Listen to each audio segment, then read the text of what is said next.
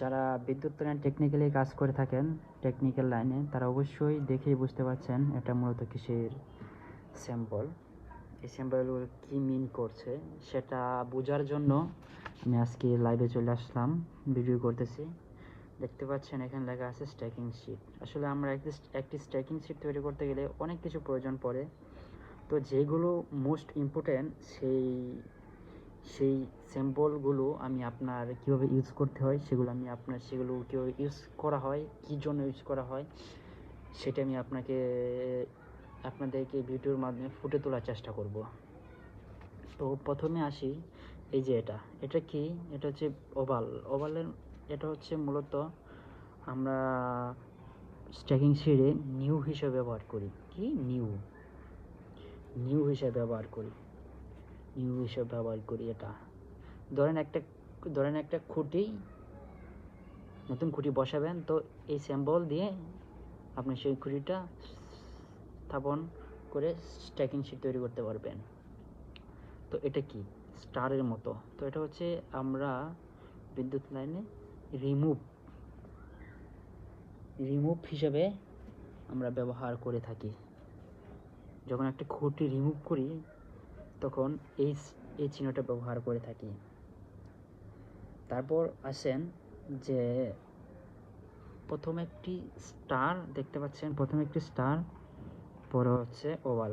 তো এটা হচ্ছে রিমুভ এবং ইউজ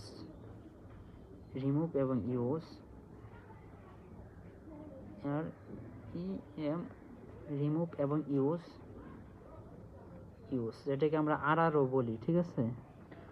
তারপর হচ্ছে এই যে দেখতে পাচ্ছেন স্ট্রাপ, মানে এটা হচ্ছে ওভারহেড পুল। যখন রাস্তার এক পাশ থেকে ওপাশ একটি খুঁটিকে সাপোর্ট দেওয়ার জন্য এই স্ট্রাপ ইউজ করে থাকি, অনেক জায়গায় স্ট্রাপ লেখা থাকি, সেটা হচ্ছে ওভারহেড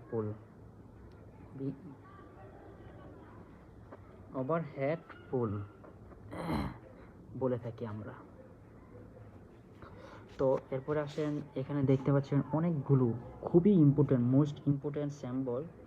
তো আমরা এখন যেগুলো দেখাবো সেগুলো হচ্ছে এই যে প্রথম যে বৃত্তটা, ছোট্ট একটা বৃত্তটা দেখতে পাচ্ছেন, এই যে দেখতে পাচ্ছেন ছোট বৃত্ত, এটা হচ্ছে কি অ্যাডজাস্টিং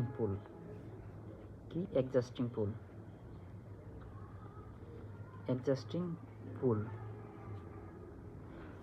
আর যে এটা যেটা দেখতে পাচ্ছেন, এটা কি আমরা বলে থাকি, এটা হচ্ছে আমরা অনেক সময় এটাকে বলি আমরা যে অ্যাডজাস্টিং ট্রান্সফর্মার। এখানে দুটো কিন্তু পাশাপাশি, অ্যাডজাস্টিং ট্রান্সফর্মার, এটা কিন্তু অ্যাডজাস্টিং ট্রান্সফর্মারের জন্য এটি ইউজ করা হয়। অ্যাডজাস্টিং ট্রান্সফর্মারের জন্য এটি ইউজ করা হয়, ঠিক আছে। তারপর হচ্ছে এই যে আরেকটা দেখতে পাচ্ছেন, এটার সংকেত হচ্ছে, আমরা অনেকে জানি না, এই যে ট্রান্সফর্মার ব্যাংকের সংকেত, এটাকে বলে থাকি 312 ট্রান্সফর্মার ব্যাংক। এটা ট্রান্সফর্মার ব্যাংকের জন্য ইউজ করা হয়, ঠিক আছে। তারপর হচ্ছে যে গোল বৃত্ত, তারপর হচ্ছে এখানে আসলে এটি একটা পুলো নতুন, ট্রান্সফর্মার নতুন, তো এটি নিউ ট্রান্সফর্মার সিম্বল।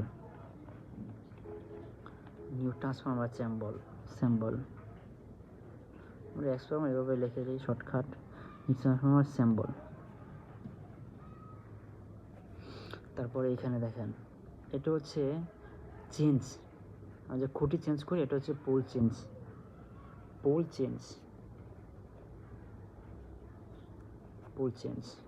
তারপর হচ্ছে যে এই যে যেটা দেখতে পাচ্ছেন, এটা হচ্ছে মূলত মানে সিঙ্গেল ফেজ লাইন, এটা হচ্ছে সিঙ্গেল ফেজ লাইন। তারপর হচ্ছে এই যে যেটা দেখতে পাচ্ছেন, সেটা আপনারা অনেকে জানেন না, এটা মূলত ব্যবহার করা হয়ে থাকে যখন একটি পোল রিমুভ করা হয়, সাথে একটা ইউজ করা হয়, তখন সেটি ব্যবহার করা হয় আর, ঠিক আছে, আর বলা হয়ে থাকে।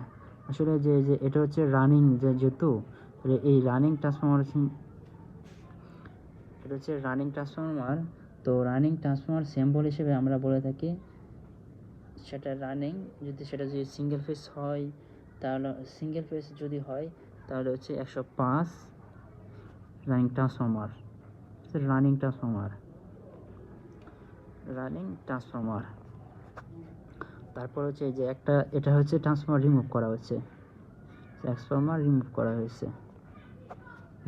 হয়েছে, একটা চেঞ্জ করা হয়েছে, ট্রান্সফরমার আর করা হয়েছে, ঠিক আছে। তারপর হচ্ছে যদি এখানে যে এভাবে বৃত্তর পর যদি এরকম থাকে তাহলে আমরা কি ধরে নিব, এটা তার মানে এটা হচ্ছে ডেডলাইন,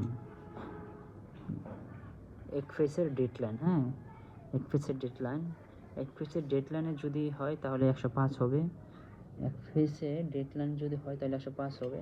আর যে এক ফেসে রানিং লাইন হয়, আমরা অনেক সময় দেখি এক ফেসে রানিং লাইন, এক ফেসের ডেডলাইন হবে 106 আর এক ফেসের রানিং লাইন হবে 105 আর ডেডলাইন হবে 106, ঠিক আছে। এটা যদি ডেডলাইন হতো তাহলে 106 হতো। তো আমরা এরপরে নিচে দেখেন কতগুলো আরও স্যাম্পল দেওয়া আছে। এই স্যাম্পলগুলো যদি আপনি ভালোভাবে স্ট্যাকিং ছেড়ে পারদর্শী হতে চান, এক্সপার্ট হতে চান, তো এই জিনিসগুলো খুবই ইম্পর্টেন্ট। তো এই যে দেখতে পাচ্ছেন, একটা টান দিলাম, তারপর হচ্ছে আবার একটা টান দিলাম, তারপর একটা বৃত্ত দিলাম, তো এটা কি এসডি, সার্ভিস ড্রপ, এসডি, ঠিক আছে। এটা হচ্ছে সার্ভিস ড্রপের সিম্বল। তারপর হচ্ছে এখানে দেখতে পাচ্ছেন একটা টান, এখানে দেখতে পাচ্ছেন একটা টান, এখানে দেখতে পাচ্ছেন একটা টান। তো আমরা এটাকে এলটি বা ডুপ্লেক্স লাইন বলে থাকি। এটা কি বলে থাকি? এলটি বা ডুপ্লেক্স লাইন,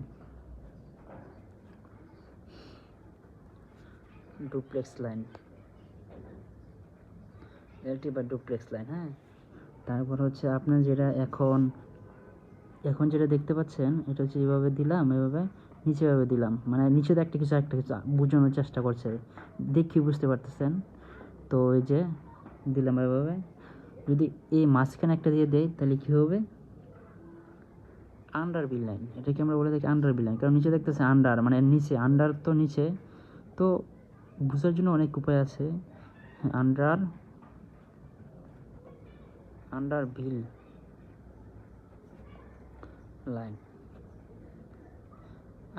লাইন, হ্যাঁ, আমি বারবার ঝেঁকে ফেলি।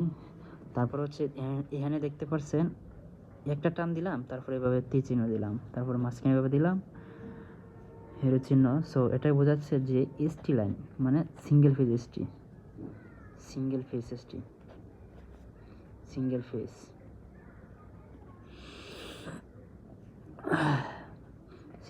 এসটি। তো আবার এখানে দেখতে পাচ্ছেন 3 ফেজ মানে 3টা ফেজ। তো আমরা যেহেতু 3টা, এক কাটা মানে সিঙ্গেল ফেজ, 3 কাটা মানে 3 ফেজ স্যাম্পল। হ্যাঁ, যদি আপনি এখানে যদি একটা ট্রান্সফর্মার বসাতে চান, তো ওই যে এভাবে দিয়ে ট্রান্সফর্মার বসাতে পারবেন। যদি আবার ট্রান্সফর্মার যেহেতু 3 ফেজ, তো 3 ফেজে বেশিরভাগই থাকে ট্রান্সফর্মার ব্যাংক। তো এইভাবে ট্রান্সফর্মার ব্যাংক একটা বসাতে পারবেন। বসাতে হলে নতুন একবার বসান, তখন নতুন পুল সহ বসান, তখন এটা মুছে এটা বোরাট করবেন, তখন এভাবে লিখে দেবেন। হ্যাঁ, বোরাট করে দেবেন, এভাবে দাগ দিয়ে নেবেন। আর এখানে 5 কেবি বসালে 5 কেবি, 10 কেবি বসালে 10 কেবি, ঠিক আছে। তারপর এই যে যেটা দেখতে পাচ্ছেন, এই আমরা মূলত লাইনে 11 কেবি, আবার হচ্ছে 33 কেবি, 1,32,000। তো এই যে 3টা দেখতে পাচ্ছেন, সেটা হচ্ছে 3টা ফুটা, এটাকে মেন করে হচ্ছে 33 কেবি, ঠিক আছে। 33 কেবি সোর্স লাইন, এটা আসলে মেন করে 33 কেবি সোর্স লাইন। হ্যাঁ, SOE সোর্স লাইন।